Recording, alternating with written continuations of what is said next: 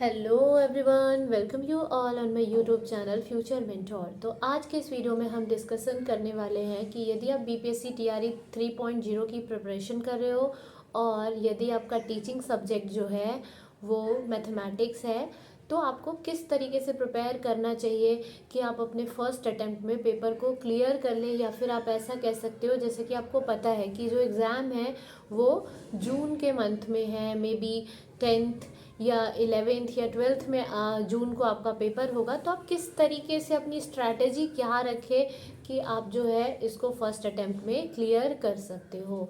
तो सबसे पहले अगर मैं बात करूं,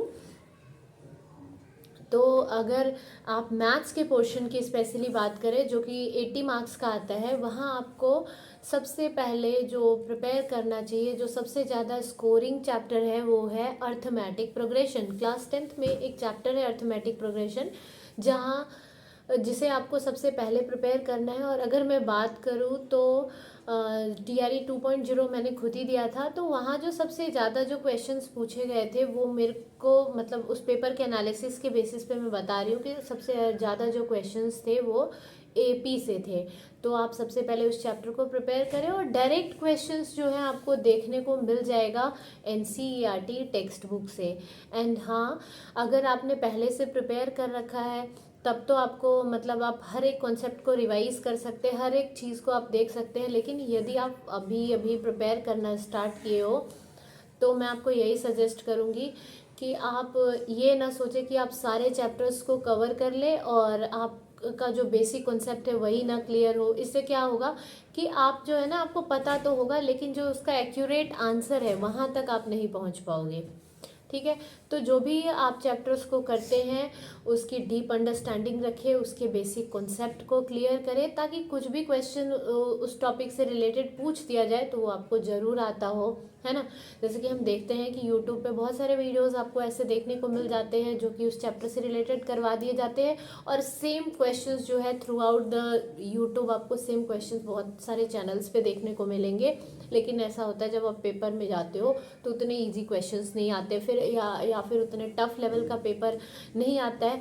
तो आप खुद से एनसीईआरटी से जो है वो एक एक चैप्टर को प्रिपेयर करें, ऐसे ऑथेंटिक चैनल पे जाए जहाँ से आपको मतलब वो जो है पर्टिकुलर टॉपिक का कॉन्सेप्ट क्लियर हो जाए।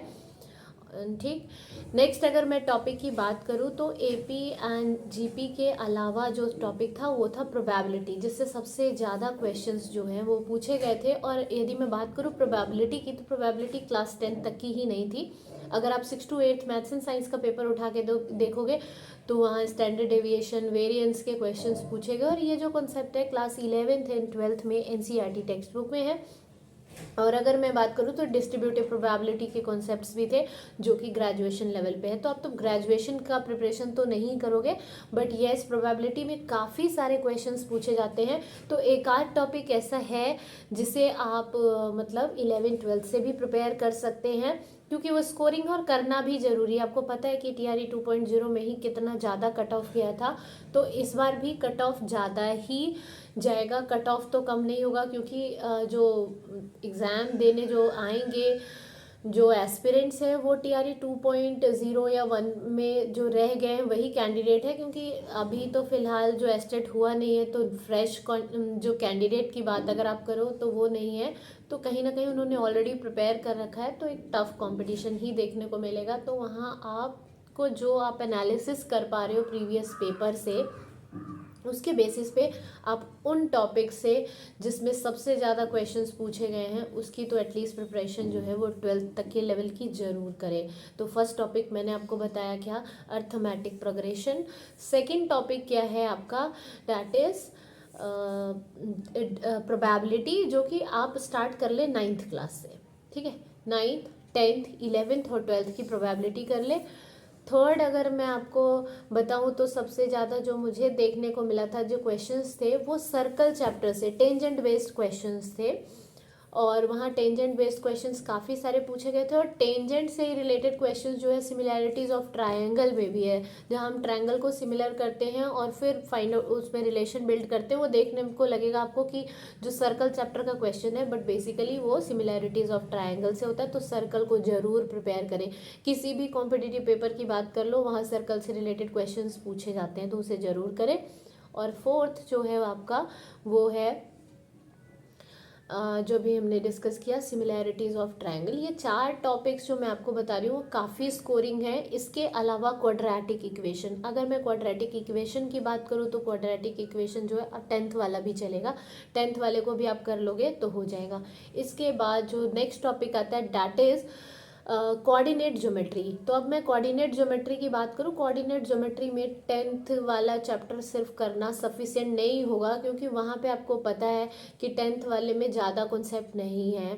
10th वाले में आपको या तो मिड पॉइंट फाइंड आउट करने को दिया जाता है, या फिर आपको पैरेललोग्राम दिया होगा, या कोई भी कोऑर्डिनेटर दिया होगा जिसका कोई एक मतलब जो पॉइंट है वो मिसिंग होगा ABCD में से, और उसकी वैल्यू आपको फाइंड आउट करने को दे दी जाती है। तो यहाँ कुछ ज़्यादा नहीं है, आपको 11th-12th करना होगा इसमें कोऑर्डिनेट ज्योमेट्री में। तो 2 ऐसे चैप्टर मैंने आपको बताए, एक तो आपका क्या आ गया कोऑर्डिनेट ज्योमेट्री, और दूसरा जो चैप्टर है वो है प्रोबेबिलिटी। ये 11th-12th से भी आपको प्रिपेयर करना पड़ेगा, और इससे अच्छे खासे क्वेश्चंस जो है पूछे जाते हैं। ये सारे क्वेश्चंस मैं आपको प्रीवियस ईयर क्या बोलूँ, इसी ईयर में पेपर हुआ था, मतलब अभी दिसंबर में, तो उसके बेसिस पे आपको बता रही हूँ कि यहाँ से क्वेश्चंस देखने को मिले थे। तो इन क्वेश्चंस को आप इन टॉपिक्स की डीप अंडरस्टैंडिंग रखें, इनसे रिलेटेड क्वेश्चंस को जो प्रीवियस पेपर है उससे भी करें, साथ ही कोई टेस्ट सीरीज अगर परचेज कर रखा है तो वहाँ से करें। लेकिन हाँ, NCERT को फर्स्ट प्रायोरिटी में रखना है, NCERT से ज़रूर करें। NCERT को फॉलो करने के बाद ही आप किसी टेस्ट सीरीज़ को करें या फिर आप प्रीवियस ईयर को करें। पहले आप NCERT को, इन सारे चैप्टर्स को तो एटलीस्ट बहुत अच्छे से प्रैक्टिस कर लो इनके क्वेश्चंस की। और हाँ, जो अगर आप NCERT टेक्स्ट बुक देखेंगे तो वहाँ पे आपको मतलब लाइन बाय लाइन जो है ना कुछ चीज़ें लिखी हुई होती है, उनको उन लाइंस को भी ज़रूर रीड करें। वहाँ भी कुछ ना कुछ पॉइंट्स, कुछ नई चीज़ें आपको देखने को मिलेगी। तो ये कुछ इंपॉर्टेंट टॉपिक्स हैं जिनकी प्रिपरेशन आप फर्स्टली स्टार्ट करें, और फिर नेक्स्ट वीडियो में आपको देखने को मिलेगा नेक्स्ट इंपॉर्टेंट चैप्टर्स, और इनके बेसिस पे आप अपने स्कोर को इंक्रीज़ कर सकते हो। लेकिन सारी मेहनत जो होगी वो आपकी खुद की होगी, है ना। एवरी डे प्रैक्टिस करें क्वेश्चंस की, कोई शॉर्टकट नहीं होता है, कोई वीडियोस आपको नहीं मिल जाएगा जो कि एक दिन में आपको एग्ज़ाम क्लियर करवा दे। तो आप रोज़ प्रैक्टिस करें, रोज़ ही जो भी टॉपिक्स आप डिसाइड करते हो, एक दिन में 1 या 2 टॉपिक, आपको खुद पता होगा कि कितना टाइम आपको मिल रहा है, उसके बेसिस पे 1 या 2 टॉपिक को पूरा का पूरा कंप्लीटली उस टॉपिक को रिवाइज कर ले। उससे रिलेटेड क्वेश्चन जो प्रीवियस पेपर है उनमें से देखें कि आप कर पा रहे हो या नहीं कर पा रहे हो। अगर आपके डाउट है तो आप यूट्यूब से, गूगल से सर्च करके उसी दिन क्लियर करें और फिर अपने नेक्स्ट टारगेट पे जाए। एंड अगर मैं बात करूँ जनरल पेपर की, तो मैथ्स में जो जनरल पेपर जो आपका आता है जो 40 मार्क्स का, वहाँ भी मैथ्स के 8 क्वेश्चंस देखने को मिल जाते हैं। तो उनमें जो मुझे लगा जो सबसे ज़्यादा इम्पॉर्टेंट है वो है आपका SI और CI, profit and loss and installment के क्वेश्चंस जो है वो एस्टेट में भी पूछा गया था, जो एस्टेट अभी सितंबर में हुआ था प्रीवियस ईयर 2023 में। और जो आपका ये TRE 2.0 हुआ था वहाँ भी इंस्टॉलमेंट से रिलेटेड क्वेश्चंस थे। तो installment, partnership, profit and loss, CI and SI, ये बहुत ही ज़्यादा इंपॉर्टेंट है। पहले इन टॉपिक्स को क्लियर कर ले, इसके बाद आपको बाकी जो टॉपिक्स है अर्थमेटिक है वो तो पता ही है, boat and stream, time and distance, time and work, ये सारे करने हैं। लेकिन पहले इन टॉपिक्स को कर ले, क्योंकि ये थोड़े कंफ्यूजिंग से भी है, और आप कह सकते हो कि क्वेश्चन इनसे ज़रूर आते हैं। मतलब आप पॉसिबिलिटी कह सकते हो कि इसकी मैक्सिमम है यहाँ से क्वेश्चंस पूछे जाने की, तो ज़रूर करें। और अगर मैं बात करूँ तो मतलब जो ये TRE 2.0 हुआ था जिसमें 6 to 8 मैथ्स एंड साइंस में इंस्टॉलमेंट के क्वेश्चंस जो है ना वो जनरल वाले सेक्शंस में भी देखने को मिला था, और जो आपका पर्टिकुलर जो मैथ्स जो 30 मार्क्स का पूछा गया था साइंस के साथ, वहाँ भी देखा गया था। तो इन टॉपिक्स को पहले प्रिपेयर करें। साथ ही आपको मतलब हर 3rd डे पे एक वीडियो मिल जाएगी जहां मैं आपके साथ डिस्कस करूंगी कि आप किन किन टॉपिक्स को डिस्कस करें, किन किन टॉपिक्स को है ना थॉरली बहुत अच्छे से डीप अंडरस्टैंडिंग के साथ पढ़े, ताकि आपका जो कॉन्सेप्ट है वो अभी क्लियर हो जाए, आप मैक्सिमम क्वेश्चंस की प्रैक्टिस कर पाए, ताकि आप जो है पेपर को एक्यूरेसी के साथ सॉल्व कर पाए। ये नहीं कि आप पूरे चैप्टर्स पढ़ के चले गए और जब आप पेपर सॉल्व करने जाते हो तो आप क्वेश्चन के सही आंसर तक नहीं पहुंच पा रहे हो। ठीक है, तो आपको अपनी प्रैक्टिस जो है वो रेगुलरली जारी रखनी है, रोज़ ही प्रैक्टिस करना है। और सेकंड थिंग कि आप हर एक टॉपिक को बहुत अच्छे से डीप अंडरस्टैंडिंग के साथ पढ़े, कॉन्सेप्ट को क्लियर करें, प्रॉपर नोट्स बनाए। वेरी इंपॉर्टेंट है कि नोट्स बनाए, क्योंकि लास्ट डे पे ना तो आप मतलब वीडियोस को कम्प्लीटली देख सकते हो और ना ही आपके पास इतना टाइम होता है कि आप हर एक चैप्टर को दोबारा से मतलब प्रैक्टिस करना स्टार्ट कर दें। तो आपके जो वीकेस्ट पॉइंट है, जहां आप अटक रहे हो, जहां आपको लग रहा है मेरे लिए कुछ न्यू है, उनको ज़रूर नोट डाउन करें। और ये नहीं कि पीडीएफ की फॉर्मेट में है ना, आप अपने नोटबुक पेन पेपर मोड में उसको रखें, ताकि आप कहीं भी इसका रिवीजन कर सकते हो। ये बहुत ही इम्पोर्टेंट था। जितना इम्पोर्टेंट टॉपिक्स जो मैंने आपको बताया कि इन सबको इन टॉपिक्स को करना है, उतने इम्पोर्टेंट है कि अगर आप जिस भी कॉन्सेप्ट में आप फंस रहे हो, आपसे क्वेश्चन जहाँ पे नहीं हो रहा है, आप कहीं किसी भी तरीके से अटक रहे, उन टॉपिक्स को ज़रूर लिखे, उससे रिलेटेड ट्रिक्स को भी ज़रूर लिखे, क्योंकि टाइम लिमिट के अंदर पेपर करना होता है। और साथ ही अपने वीकेस्ट पॉइंट को भी लिखे।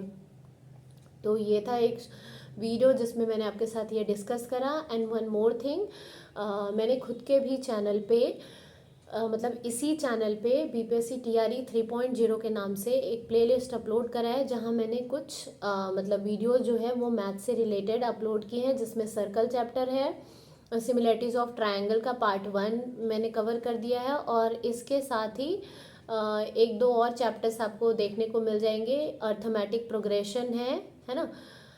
तो 3-4 वीडियोस बने हुए हैं जो कि मैंने फ्रेशली अभी अभी बनाया है। तो उन वीडियोस मतलब वहाँ उन वीडियो उस वाले प्लेलिस्ट में आप पहुँचे, उन वीडियोस को देखें और आपको ज़रूर बेनिफिट मिलेगा। वहाँ मैंने क्लास 9-10 के लेवल से नहीं पढ़ाया है, इस तरीके से पढ़ाया है कि जो कि आपके कॉम्पिटिटिव पेपर को क्लियर करने के लिए इम्पॉर्टेंट है। ठीक है, तो वीडियोस को ज़रूर जाके देखें और इससे आपको काफ़ी बेनिफिट मिलेगा। So thanks for watching this video. Thank you all.